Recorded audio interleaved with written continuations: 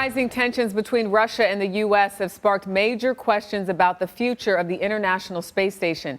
Moscow now says it intends to withdraw from the project after 2024. NASA and other international partners want to keep the station in orbit until 2030, but without the Russians, that may not be possible. Mark Strassmann is outside the Johnson Space Center in Houston. Mark, good morning.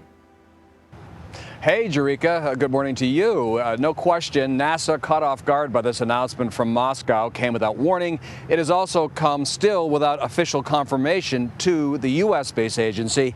It is really odd behavior, given the fact that the Russians have been the U.S.'s major space partner internationally for the last quarter century.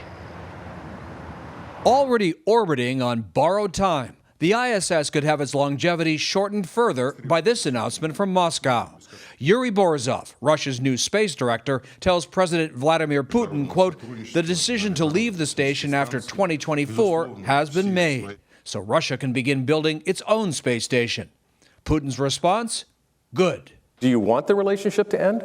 No, absolutely not. Robin Gatens, NASA's ISS director, taken by surprise at a conference. We haven't received any official word from the partner as to the news today, and so we'll be talking more about their plan going forward. Also caught off guard, the U.S. State Department. It's an unfortunate development given the critical scientific work performed at the ISS. Up in space, the ISS crew currently includes an Italian, 3 Russians, 3 Americans. The rotating commander, a Russian cosmonaut, Oleg Artemiev.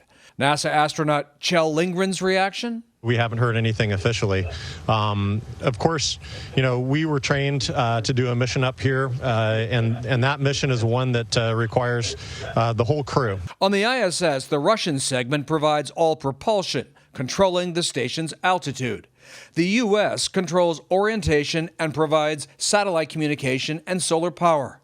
Cosmonauts and astronauts work together but operate their respective segments, even during difficult moments like the war in Ukraine and this announcement from Moscow.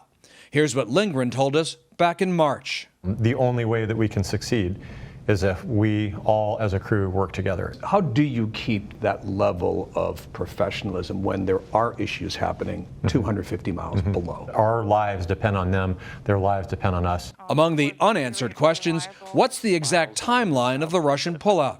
Is Moscow serious about it? And could the U.S. and its partners somehow keep the ISS operating without its critical Russian partners? I asked NASA Administrator Bill Nelson about this possibility back in March. What is the contingency plan? Well, we know that we can continue it for the short term, and we'd have to do other things, and those contingency plans are already there. But the specifics of those contingency plans are unclear, and there's absolutely no question, Jerika, that without Russian help, keeping the ISS in orbit becomes much more challenging.